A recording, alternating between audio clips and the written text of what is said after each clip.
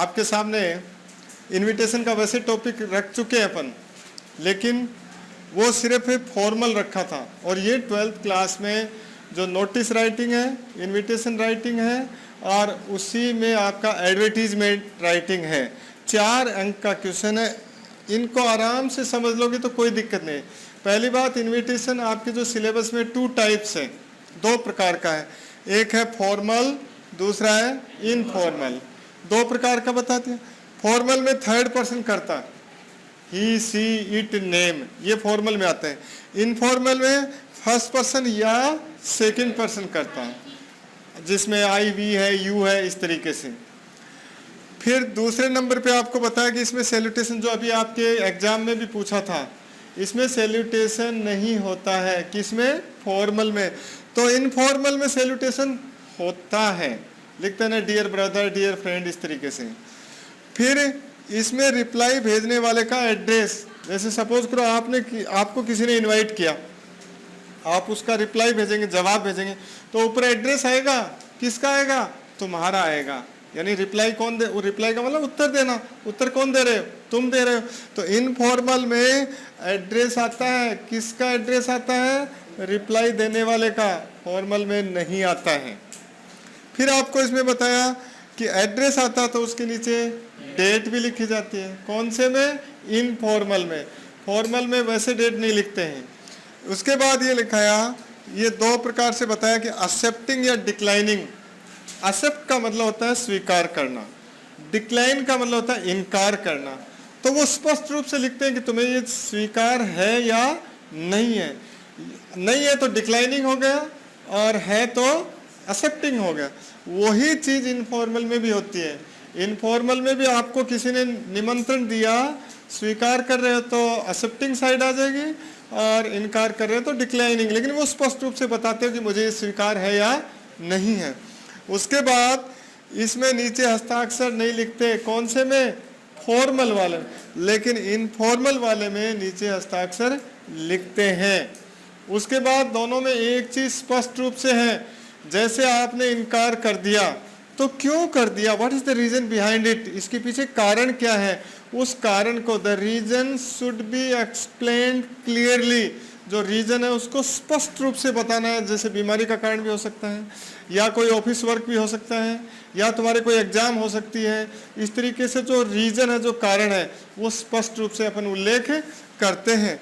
उसके बाद लिखने वाले का नाम रिप्लाई में, रिप्लाई फॉर्मल की बात कर रहे हैं। जैसे तुम लिख रहे हो, आपको किसी ने लेटर दिया या इनविटेशन दिया, उस इनविटेशन का जवाब आप फॉर्मल में लिख रहे हो, तो सबसे पहले पंक्ति में तुम्हारा नाम आएगा। जैसे मिसेज एंड मिस्टर, या अकेले व्यक्ति का नाम है जैसे मोहन, सोहन, तो सबसे पहले जो रिप्लाई देने वाला है, रिप्लाई का मतलब है जो जवाब देने वाला है, फॉर्मल में सबसे पहले ऊपर की पंक्ति में वही आएगा। और इनफॉर्मल में नीचे बाईं तरफ हस्ताक्षर भी होते हैं, फॉर्मल में नहीं होते। ये तो आपको मुख्य मुख्य चीजें बता दी। अब सपोज करो आप फॉर्मल रिप्लाई भेज रहे हो, फॉर्मल रिप्लाई भेज रहे हो, ठीक है।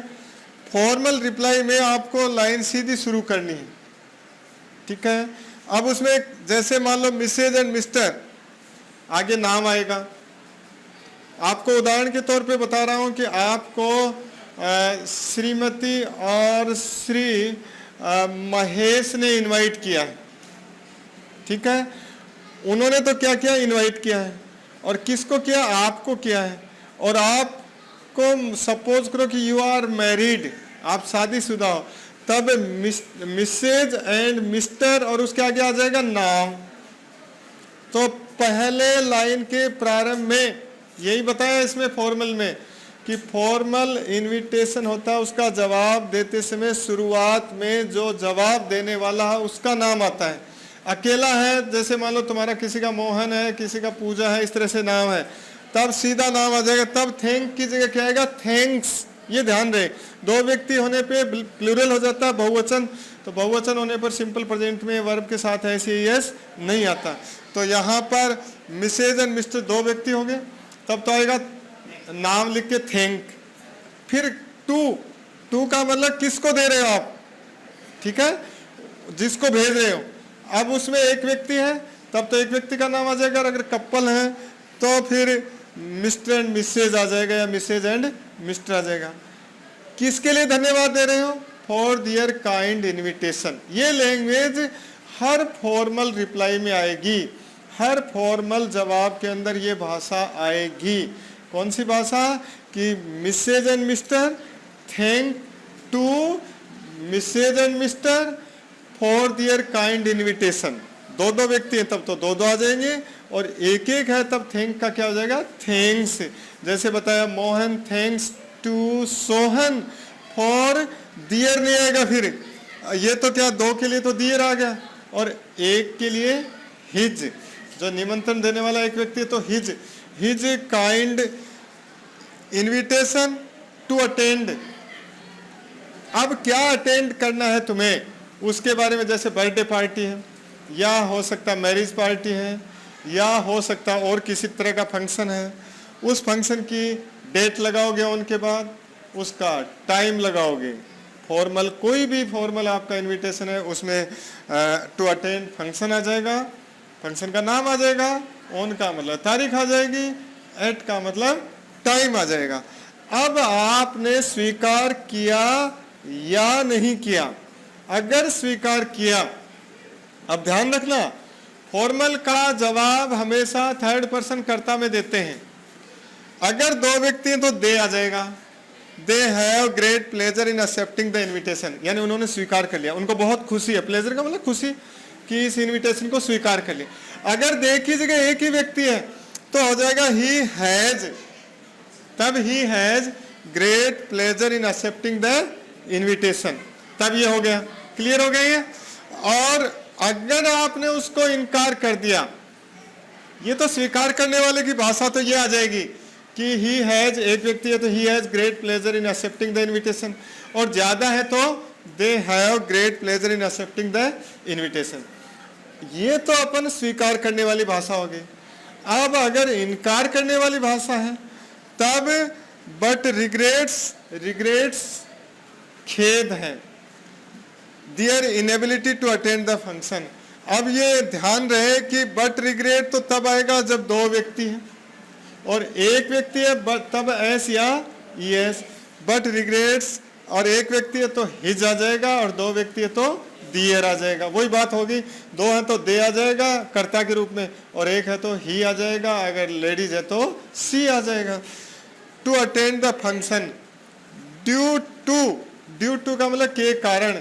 अब मैंने ये इसमें लिखा रखा है, दोनों तरफ लिखा रखा है कि अगर आप मना कर रहे हो तो आपको कारण का स्पष्ट उल्लेख करना है, यानी किस कारण से नहीं अटेंड कर सकते। तो इसमें कारण हो गया, जैसे सम ऑफिशियल वर्क हो सकता है, या कोई बीमारी का बहाना तो इलनेस हो सकता है, या कोई एग्जाम है तो एग्जाम हो सकता है, या और कोई भी रीजन हो सकता है। तो ये रीजन डिक्लाइनिंग के टाइम देना पड़ेगा, चाहे फॉर्मल है चाहे इनफॉर्मल है। ये तो हो गया आपका फॉर्मल इनविटेशन।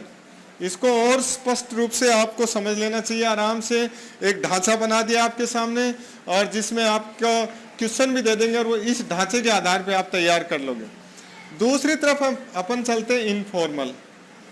सबसे पहले क्या लिखेंगे? एड्रेस। किसका एड्रेस लिखेंगे? खुद का, यानी अपन भेज रहे हैं जवाब, रिप्लाई भेजने वाले का पता आ जाएगा। इधर क्या रिप्लाई भेजने वाले का पता आया? नहीं आया। कौन से में नहीं आया? फॉर्मल में नहीं आया, लेकिन इनफॉर्मल में आता है। पता लिखते हैं ना अपन, जैसे मकान नंबर है, जगह का नाम है, उसके बाद कहते हैं उसमें डेट भी लिखते हैं, तारीख भी लिखते हैं, इसमें नहीं लिखी जाती है। तो यानी शॉर्ट रूप से आप ये देख सकते हो, जैसे लेटर लिखते हैं ना अपन, उसी तरीके से। फिर इसमें संबोधन होता है, जैसे तुम्हारा फ्रेंड है, उसको लिख रहे हैं तो क्या लिखोगे? My dear friend. इधर नहीं था, इधर। उसके बाद कहते हैं कि उसमें भी जो संबोधन, जैसे यहाँ तक हो गया, फिर अगले को क्या देते हो आप? धन्यवाद देते हो। तो ये सेकंड पर्सन करता है। क्या लिखोगे? Thank you very much for your kind invitation. चाहे डिक्लाइनिंग हो चाहे एक्सेप्टिंग हो, चाहे डिक्लाइनिंग हो चाहे एक्सेप्टिंग हो, दोनों में यही लैंग्वेज चलेगी thank you very much for your kind invitation to your birthday party. ये मतलब बर्थडे भी हो सकता है, मैरिज भी हो सकता है, या घर में और कोई टाइप का फंक्शन भी हो सकता है। तो ये फंक्शन कहा गया। ऑन के सामने क्या आएगी? ऑन के सामने कौन सी चीज लिखते हो? दिनांक, डेट आ जाएगी। एट के सामने क्या लिखते हो? टाइम, समय आ जाएगा। वही इसमें आया है, वही इसमें है। फर्क इतना है कि इसकी शुरुआत में जो रिप्लाई देने वाला होता है उसका नाम आता है। इसमें क्या है कि अगले को थैंक यू कहते हैं। Thank you very much for your kind invitation to your birthday party, marriage party, या घर के ऊपर और कोई टाइप का फंक्शन है उसके लिए कहते हैं। ऑन और एट आ गया। अब ये तो स्वीकार कर लिया, I am much please to accept it. ये तो मुझे बहुत खुशी है इसको स्वीकार करने में, तब तो कोई दिक्कत नहीं। आई एम वेरी मच या I am much please to accept it, ये तो एक्सेप्ट हो गया। लेकिन अगर आप इसको एक्सेप्ट नहीं कर रहे हो, यानी आपके सामने कैसा है? डिक्लाइनिंग है, जिसका मतलब तुम इसको अटेंड नहीं कर सकते, तब लिखोगे, तब ये लाइन नहीं आएगी आई एम मच प्लीज, तब लाइन आएगा आई एम सॉरी, मुझे खेद है, that I will not be able to attend the function, कि इस फंक्शन को मैं अटेंड नहीं कर पाऊंगा, ड्यू टू का मतलब कारण, और उसके आगे क्या लिख दोगे? कारण लिख दोगे। तो कारण इधर भी स्पष्ट उल्लेख करना पड़ता है, उधर भी करना पड़ता है। कौन सा कारण? डिक्लाइनिंग का। लेकिन इधर कौन सा पर्सन काम में लेते हैं? फर्स्ट पर्सन या सेकंड पर्सन। इधर कौन सा लेते हैं? Third person. इधर एड्रेस होता है, इधर एड्रेस नहीं होता। इधर डेट होती है, इधर डेट नहीं होती है। इधर रिप्लाई देने वाले का शुरुआत में नाम चलता है, इधर ऐसा नहीं है। और इसमें सैल्यूटेशन होता है, जो आपके अभी टेस्ट में भी आया था, इसमें सैल्यूटेशन नहीं होता है। और दूसरी बात यह है कि इसके अंत में जो भेजने वाला होता है उसके सिग्नेचर भी होते हैं। कौन से में होते हैं सिग्नेचर? इनफॉर्मल में, फॉर्मल में नहीं होता। ये अभी आपका जो टेस्ट हुआ था उसमें भी एक क्वेश्चन पूछा गया था कि इसमें क्या होता है और इसमें क्या नहीं होता। एक तो ये पूछा था कि फॉर्मल कौन से पर्सन में लिखा जाता है, तो फॉर्मल कौन से पर्सन में लिखते हैं? थर्ड पर्सन में। और इनफॉर्मल मोस्टली तो फर्स्ट पर्सन यूज करते हैं, लेकिन सेकंड का भी यूज हो जाता है। और सैल्यूटेशन फॉर्मल में नहीं होता है, इनफॉर्मल में सैल्यूटेशन होता है। एड्रेस इनफॉर्मल में होता है, फॉर्मल में नहीं होता है। डेट भी उसमें होती है, इसमें नहीं होती है। इसमें प्रारंभ किससे करते हैं? रिप्लाई देने वाले से। और ये आपके सामने जो भाषा डाल दी है वो भाषा, इसमें इतना जरूर है, जैसे तुम्हें खुशी है, I am much please to accept it, I wish you, birthday है मान लो उसका, I wish you happy birthday. शादी है तो I wish you happy marriage. इस तरह से ये कामना भी कर सकते हो और नीचे आप अपने सिग्नेचर भी कर सकते हो। तो इस तरह से फॉर्मल और इनफॉर्मल जो इनविटेशन है वो अब आपके सामने एकदम क्लियर हो जाना चाहिए। इनफॉर्मल में ये समझिए कि लेटर की जैसे रूपरेखा बनाते हैं, जो अपने रिलेटिव्स को लिखे जाते हैं, उसी तरीके से करीब करीब इसमें चीज़ें आती हैं। हाँ ये ज़रूर है, ये शॉर्ट होता है, छोटा होता है, इसमें सीधे पॉइंट पे आते हैं। तो अब आपके सामने मैंने फॉर्मल और इनफॉर्मल क्या होते हैं, क्या क्या चीज़ें कौन से में आती हैं, वो चीज़ें डिटेल से बता दी हैं। और इसमें फिर भी किसी को कुछ पूछना हो तो वो ज़रूर पूछ लीजिएगा। Thank you very much.